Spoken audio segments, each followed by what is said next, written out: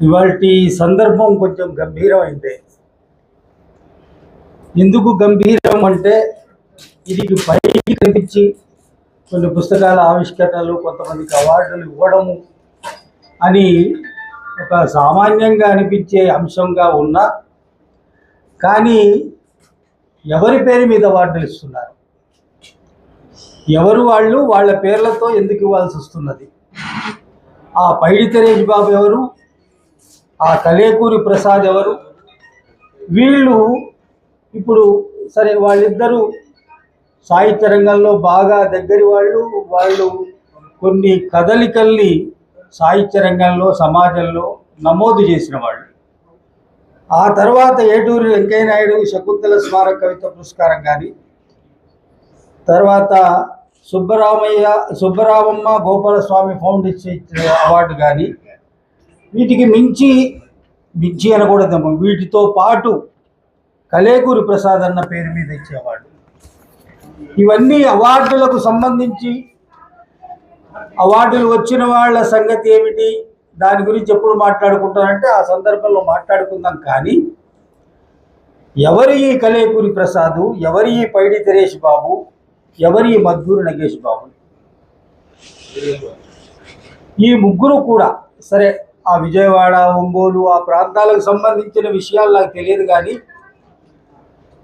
నేనున్న ఈ 40 ఏళ్ల హైదరాబాద్ కాలంలో ఈ ముగ్గురితో కూడా అతి చనువుగా, అతి దగ్గరగా ఉన్నవాడిని.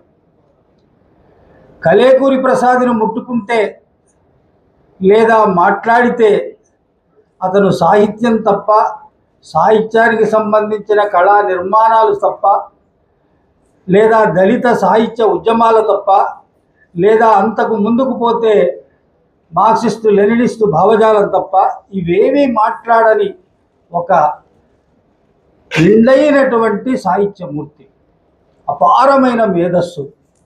అదేమిటో చివరిదాకా అట్లా ప్రయాణిస్తూ అలా వెళ్ళిపోయాడు.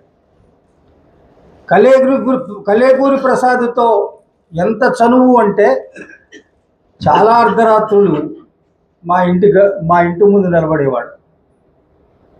చాలా అర్ధరాత్రులు ఎక్కడో ఉండి అక్కడి నుంచి కబురు వచ్చేది. అంతటి దగ్గరగా ఉండే కలేకూరి ప్రసాద్ నా సహచరి శిలాలోలితని నోరారా ఎక్కడ కలిసినా నాకు నువ్వు అమ్మవు అని సంబోధించేవాడు. అటువంటి కలేకూరి ప్రసాద్ ఇవాళ అప్పుడప్పుడు తీసుకొని ఆ ఫేస్బుక్లో ఆ రీల్స్ లాగా వచ్చేటువంటి వాటిని చూసుకుంటున్నప్పుడు దాంట్లోంచి కలేకూరి ప్రసాద్ ఒక వీధిలో వేసినటువంటి ఒక స్టేజి, ఆ స్టేజ్ మీద బక్కపల్చటి ఆ శరీరం, నేను మళ్ళీ జెండాగా ప్రవహిస్తాను అని మాట్లాడేటువంటి ఆ కవిత చూసినప్పుడు మనం చాలామంది ప్యాబ్లో నెరూడా గురించో, ఇంకెవరి గురించో, లేదా ఇంకా ముందుకు పోయి ఒక శివసాగర్ గురించో, లేకపోతే ఇంకా ప్రపంచ సాహిత్యంలోని అనేక మంది గురించి మాట్లాడుకుంటాం. ఆ స్థాయికి ఏమాత్రం తగ్గని మనం పక్కనున్నప్పుడు, మన ఇంట్లో ఒక కేజీ బియ్యం ఉన్నప్పుడు ఆ కేజీ బియ్యం విలువ తెలియదు. ఆ కేజీ బియ్యం అయిపోయిన తర్వాత ఇక తినాల్సిన టైం వచ్చినప్పుడు అది ఏమీ లేకపోతే పడే తప్పన ఎవరిస్తారు, ఎట్లా వస్తాయి ఆ కేజీ బియ్యం? అట్లానే మనుషుల గురించి కూడా ఎన్ని అనువాదాలు చేశాడు కలేకూరి ప్రసాద్.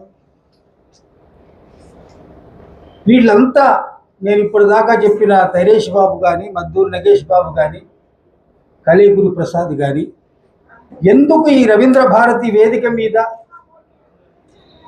రత్నాకర్ పూనుకుంటున్నాడు, లేదా శ్రీనివాస్ గౌడ్ సహకరిస్తున్నాడు, లేకపోతే దీంట్లో ఉన్నటువంటి ఏటూరు నాగేంద్రరావు గారు కానీ, మల్లెల వెంకట్రావు గారు కానీ, కలివిశ్రీ గారిని కానీ, నీలం నాగేంద్రరావు గారు కానీ, వీళ్ళంతా ఎందుకు పూనుకొని ఇవాళ ఇంత ఎండాకాలం అందరినీ ఎక్కడెక్కడి నుంచో తీసుకొచ్చి ఇక్కడ కూర్చోబెట్టి మళ్ళీ మీరు నమోదు చేశారు, కదలికల్ని నమోదు చేశారు, మీరు నమోదు చేసిన కదలికల్ని ఈ సమాజం ముందుకు పోతున్నా కూడా దాన్ని గుర్తిస్తూ ఉన్నది. మీరు నమోదు చేసిన కదలికల్ని ఇంకా ముందుకు తీసుకుపోవాల్సిన అవసరం ఉన్నది. ఈ రిపీటెడ్గా నువ్వు జై జై జై అంటూ ఉంటే అది ముందుకు పోయి ఇంకా జై జై అనేటువంటి వాళ్ళు పెరుగుతారు. నువ్వు రిపీట్ చేస్తూ ఉంటే ఆ రిపీటెడ్ అంశము మనసుల్లోకి సమాజంలోకి ముద్రించుకుంటూ పోతుంది. ఇవాళ ముద్రించాల్సిన అవసరం ఉన్నది. అదేందన్నా, సింహాలు తమ చరిత్రను రాసుకోకపోతే వేటగాళ్ళు చెప్పిన చరిత్రే చరిత్రగా నమోదవుతుంది. వీళ్ళంతా సింహాలు, పులులు. ఈ సింహాల చరిత్రను నమోదు చేయాల్సినటువంటి అవసరం ఇందాక దారులన్న చెబుతున్నటువంటి ఆ మాటల్లో నాకు భలే అనిపించింది.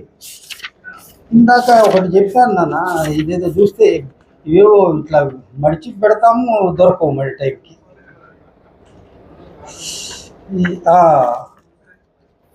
చరిత్ర పుటల్లోకి సుందర భవిష్యత్తునై పరివ్యాప్తిస్తాను. ఒక పెనుమంటల పెనుగులాటనై మళ్ళీ మళ్ళీ ఈ దేశంలోనే ప్రభవిస్తాను. ఇవి కలేకూరి ప్రసాద్ మాటలు. చరిత్ర పుటల్లోకి సుందర భవిష్యత్తునై పరివ్యాప్తిస్తాను. ఒక పెనుమంటల పెనుగులాటనై మళ్ళీ మళ్ళీ ఈ దేశంలోనే ప్రభవిస్తాను అని 3 కవితా వాక్యాలకు ఈ ముగ్గురు చెబుతున్నట్టుగా కలేకూరి ప్రసాదే ఈ మాటలు రాశాడు. కానీ పైడి తెరేష్ బాబు ఈ మాటల్నే మనకు చెబుతున్నట్టుగా, మద్దూరి నగేష్ బాబు ఈ మాటల్నే మన ముందు చెప్తున్నట్టుగా మళ్ళీ ప్రభవించేటువంటి వాళ్ళ ముగ్గురు కోసం మనం ఎదురు చూడాల్సిందే. వాళ్ళే ప్రభవిస్తారా? వాళ్ళు ప్రభవించరు. ఆ భావధారలు ప్రభవిస్తాయి. ఆ భావధారల్ని ముందుకు తీసుకుపోయే రత్నాకరులు ప్రభవిస్తారు, శ్రీనివాస్ గౌడ్లు ప్రభవిస్తారు, నీలం నాగేంద్రరావులు ప్రభవిస్తారు, మల్లెల వెంకటరావులు ప్రభవిస్తారు. ఇది ఒక అనుష్యూతమైనటువంటి చరిత్రగా నా నుంచి నీకి, నీలోంచి అందరిలోకి, అందరిలోంచి సమాజం, ఇట్లా అది ప్రపంచ వ్యాపితం అయ్యేటువంటి పరిస్థితి ఉంటుంది. మద్దూరు నగేష్ బాబు నాకు ఇందాక ఏనుగు నరసింహారెడ్డి గారు చెప్పారు, వాళ్ళంతా ఒక సమకాలీనులు. నేను కొద్దిగా ముందు వాడిని, నాకంటే చాలా ముందువాడు నాగేశ్వరం శంకరన్న. ఇదంతా యూనివర్సిటీ, తెలుగు యూనివర్సిటీ. అప్పుడు అటు కేకే రంగనాచార్యులు, ఇటు చేకూరు రామారావు, ఎటు చూసినా కూడా ఎక్కడి నుంచో ఒక దగ్గర జ్ఞానమంతా తలలోకి ఎక్కించుకుంటున్న రోజులు. 85, 84, 86 ప్రాంతాలు, హైదరాబాద్ అంతా ఎట్లా ఉండేదంటే ఇట్లా జ్ఞానం అనేటువంటిది ఎగిసి పడుతున్నటువంటి. చిక్కడపల్లి సిటీ సెంట్రల్ లైబ్రరీకి పోతే సమాంతరాన్ని రంగనాచార్యులు గారు, తెలుగు యూనివర్సిటీ ముందు ఉస్మానియా యూనివర్సిటీ, తర్వాత తెలుగు యూనివర్సిటీ పోతే చేరా గారు, మన జ్వాలాముఖి, వరవర్రావు, కేశవారెడ్డి, నిఖిలేశ్వర్, ఎట్లా జ్ఞాన భాండాగారంగా హైదరాబాదు ఉంటున్న కాలంలో ఒక కొత్త వాయిస్ని, కొత్త చైతన్యాన్ని, ఒక కొత్త దృక్పథాన్ని ముందుకు తీసుకొచ్చి అట్లా వాళ్లకు జెండాల్లాగా ఎగిరిన వాళ్ళు కలేకూరి ప్రసాద్, పైడి దినేష్ బాబు, తర్వాత మన మద్దూరి కంఠం మామూలు కంఠం కాదు.